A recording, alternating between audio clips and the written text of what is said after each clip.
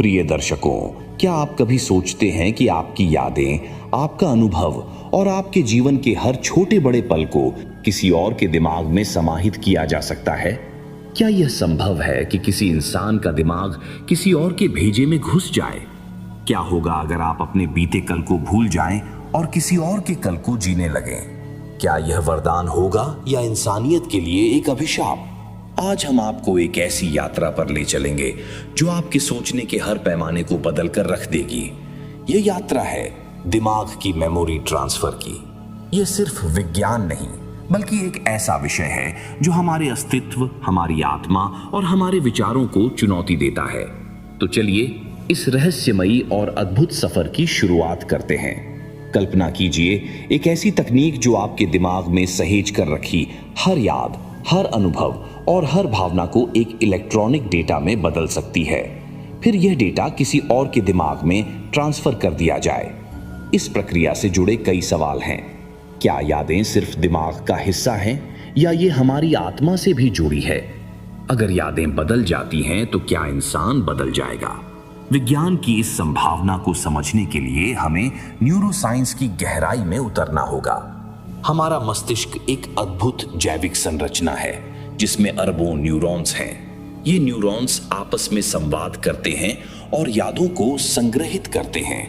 वैज्ञानिक मानते हैं कि इन न्यूरॉन्स के बीच होने वाला संवाद एक डिजिटल फॉर्मेट में बदला जा सकता है। यही वह तकनीक है जो मेमोरी ट्रांसफर की नींव रखती है। परंतु यह सिर्फ विज्ञान की बात नहीं है, यह नैतिकता, दर्शन और इंसानी रिश्तों का भी सवाल है। अगर आपकी यादें किसी और के दिमाग में डाल दी जाएं, तो वह व्यक्ति क्या आपके जैसे सोचने लगेगा? अगर हां, तो क्या वह आप बन जाएगा? मेमोरी ट्रांसफर के साथ सबसे बड़ा सवाल यह है कि यह प्रक्रिया सुरक्षित कैसे होगी। दिमाग की संरचना इतनी जटिल है कि इसे पूरी तरह समझना अभी तक संभव नहीं हुआ है। जब आप किसी कंप्यूटर में डेटा ट्रांसफर करते हैं तो वायरस और हैकिंग का खतरा रहता है। क्या मेमोरी ट्रांसफर के साथ भी ऐसा हो सकता है? एक और पहलू है भावनाओं का।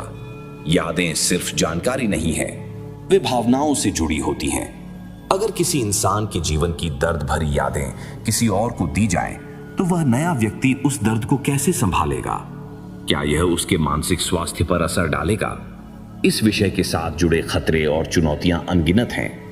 लेकिन क्या इसका मतलब यह है कि हमें इस दिशा में प्रयास करना बंद कर देना चाहिए? शायद नहीं, क्योंकि हर नई खोज पहले असंभव लगती है।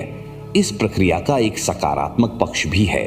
सोचिए, अगर हम अपने ज्ञान और अनुभवों को अगली पीढ़ियों तक बिना किसी बदलाव के पहुंचा सकें, अगर एक महान वैज्ञानिक के दिमाग की सारी जानकारी नई पीढ़ी को दे दी जाए, तो यह मानवता के विकास में कितनी मददगार होगी।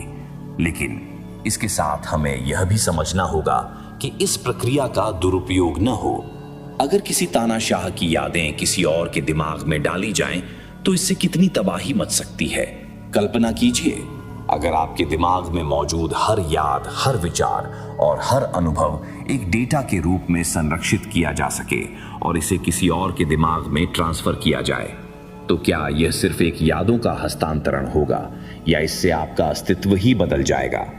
दूसरे व्यक्ति के दिमाग में आपकी यादें जाने का मतलब सिर्फ आपकी जानकारी का हस्तांतरण नहीं है। यह आपकी भावनाएं, आपके डर, आपके सपने और यहां तक कि आपकी विचारधारा को भी प्रभावित कर सकता है। सवाल उठता है कि क्या यह प्रक्रिया एक व्यक्ति को दूसरे का प्रतिरूप बना सकती है?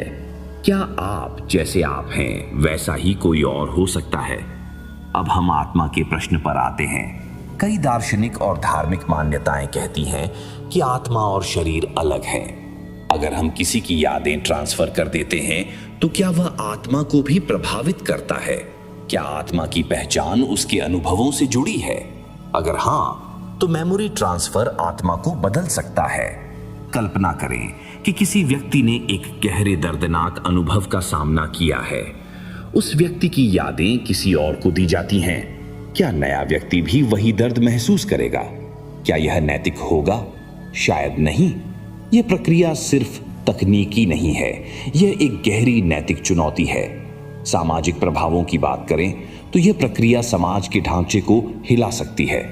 सोचिए, अगर एक अमीर व्यक्ति अपने ज्ञान और अनुभव को अपने बच्चों के दिमाग में ट्रांसफर कर सके तो क्या यह समाज में असमानता को और बढ़ाएगा? जो लोग इसे वहन नहीं कर सकते, क्या वे पीछे छूट जाएंगे? एक और सवाल यह है कि अगर मेमोरी ट्रांसफर के जरिए किसी महान नेता, वैज्ञानिक या कलाकार की यादें किसी और को दी जाएं, तो क्या वह नया व्यक्ति उसी तरह का योगदान दे सकेगा या वह सिर्फ एक नकल मात्र रहेगा? इस प्रक्रिया का एक खतरनाक पहलू है मेमोरी का नियंत्रण। अगर कोई आपकी यादों को बदल दे तो क्या आप वही इंसान रहेंगे? क्या यह प्रक्रिया इंसान को उसकी पहचान से दूर कर देगी? यह सवाल और भी गंभीर हो जाता है जब हम सोचते हैं कि इस तकनीक का उपयोग कैसे और किसके द्वारा किया जाएगा। मानवता के लिए यह तकनीक वरदान भी हो सकती है। सोचिए, अगर एक अनुभवी डॉक्टर अपनी चिकित्सा संबंधी सारी यादें और अनुभव एक नए डॉक्टर को दे सके तो यह चिकित्सा जगत के लिए क्रांति होगी। लेकिन इसके साथ ही यह तकनीक मानव स्वतंत्रता और निजता को भी चुनौती देती है। अगर यह प्रक्रिया सफल होती है तो इसका मतलब है कि इंसान अपनी मृत्यु के बाद भी जी सकता है। उसकी यादें और अनुभव आने वाली पीढ़ियों में जीवित रहेंगे। लेकिन क्या यह प्राकृतिक चक्र के खिलाफ होगा? क्या यह हमें हमारी जड़ों से दूर ले जाएगा? अगर आपकी चेतना को किसी और के शरीर में डाल दिया जाए, क्या वह व्यक्ति आप बन जाएगा या वह आपके अनुभवों और विचारों के साथ भी वह ही रहेगा? चेतना सिर्फ यादों और अनुभवों का संग्रह नहीं है, यह आपकी अद्वितीयता, आपकी पहचान और आपके जीवित होने का प्रमाण है। अगर मेमोरी ट्रांसफर के साथ चेतना भी स्थानांतरित हो सके तो यह अमृता की ओर पहला कदम हो सकता है। लेकिन क्या यह अमृता सच में हमें हम बनाए रखेगी या यह सिर्फ एक तकनीकी धोखा होगा? अब यहां सवाल उठता है कि चेतना क्या है? न्यूरोसाइंस के अनुसार चेतना मस्तिष्क के न्यूरॉन्स के बीच होने वाले जटिल संवाद का परिणाम है। लेकिन क्या यह सचमुच केवल एक जैविक प्रक्रिया है या चेतना हमारे शरीर और मस्तिष्क से परे है? अगर चेतना ट्रांसफर संभव हो गई तो इसका अर्थ यह होगा कि इंसान अपनी मौत के बाद भी जी सकता है। लेकिन इस स्थिति में एक नया दार्शनिक प्रश्न खड़ा होता है। अगर आपकी चेतना को एक कंप्यूटर या किसी और के मस्तिष्क में स्थानांतरित किया गया तो क्या वह आप ही होंगे या यह सिर्फ आपकी एक प्रति कॉपी होगी? सोचिए, अगर आपकी चेतना को एक मशीन में स्थानांतरित किया जाए और वह मशीन आपकी तरह सोचने, महसूस करने और निर्णय लेने लगे तो क्या वह इंसान कहलाएगी? क्या उस मशीन को भी अधिकार मिलने चाहिए? इस प्रक्रिया का एक खतरनाक पहलू यह है कि चेतना के साथ छेड़छाड़ की संभावना बढ़ जाएगी। अगर कोई आपकी चेतना को नियंत्रित कर ले तो क्या आप अपनी सोच और निर्णय पर भरोसा कर पाएंगे? यह तकनीक सत्ता और शक्ति के लिए एक नया हथियार बन सकती है। अगर चेतना का ट्रांसफर संभव हुआ तो यह रिश्तों पर भी बड़ा प्रभाव डालेगा।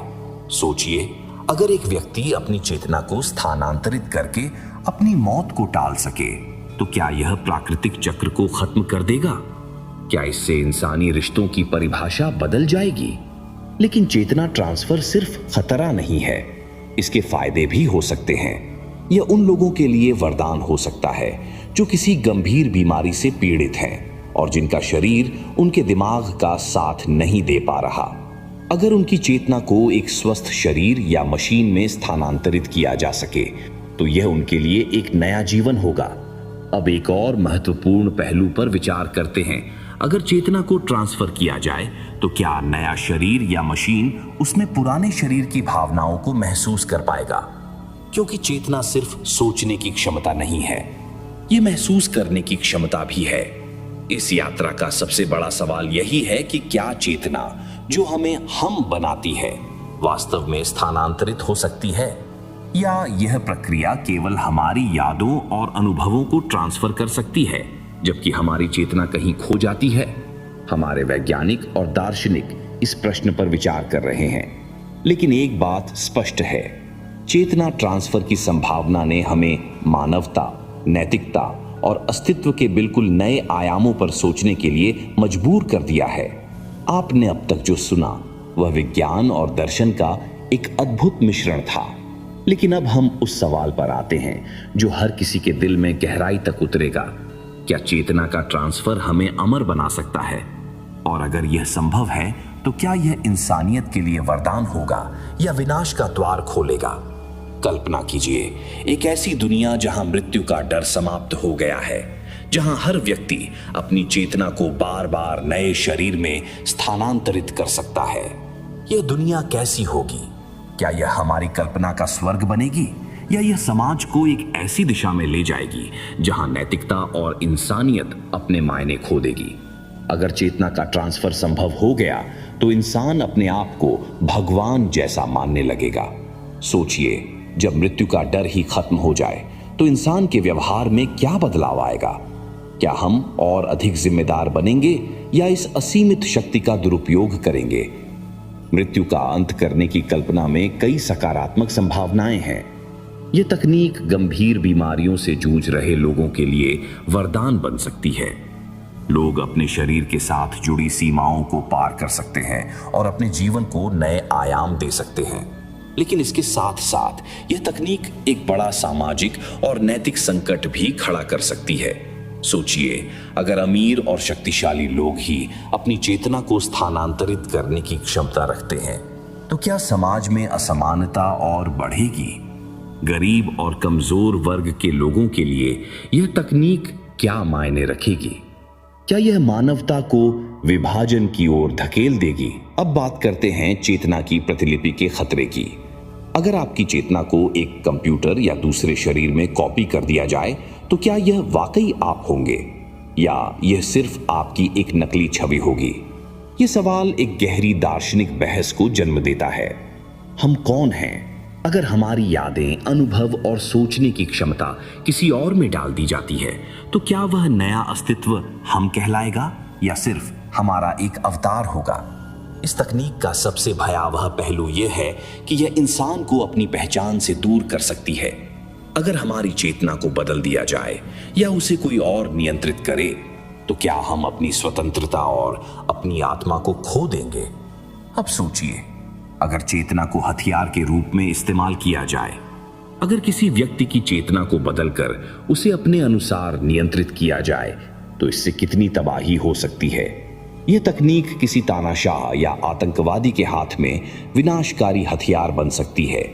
इसके बावजूद चेतना ट्रांसफर के सकारात्मक पहलुओं को नजरअंदाज नहीं किया जा सकता।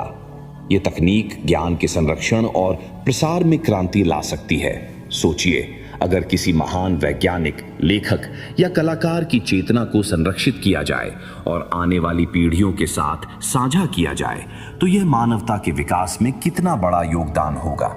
लेकिन अंततः सवाल यही है, क्या इंसान को भगवान बनने का अधिकार है?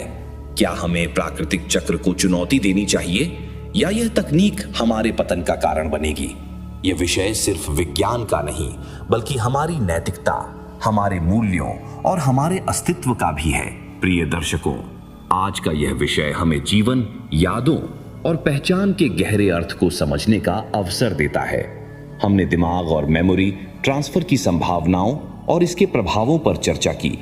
यह विषय जितना रोमांचक है उतना ही सोचने पर मजबूर करने वाला भी है। जीवन की हर स्मृति हमें खास बनाती है और उसकी अहमियत को समझना हमारा कर्तव्य है। हम आशा करते हैं कि यह वीडियो आपको नया दृष्टिकोण देगा और आप इस पर विचार करेंगे। अपनी प्रतिक्रियाएं और विचार हमारे साथ साझा करें। अगली बार फिर मिलेंगे एक नए और रोमांचक विषय के साथ। धन्यवाद।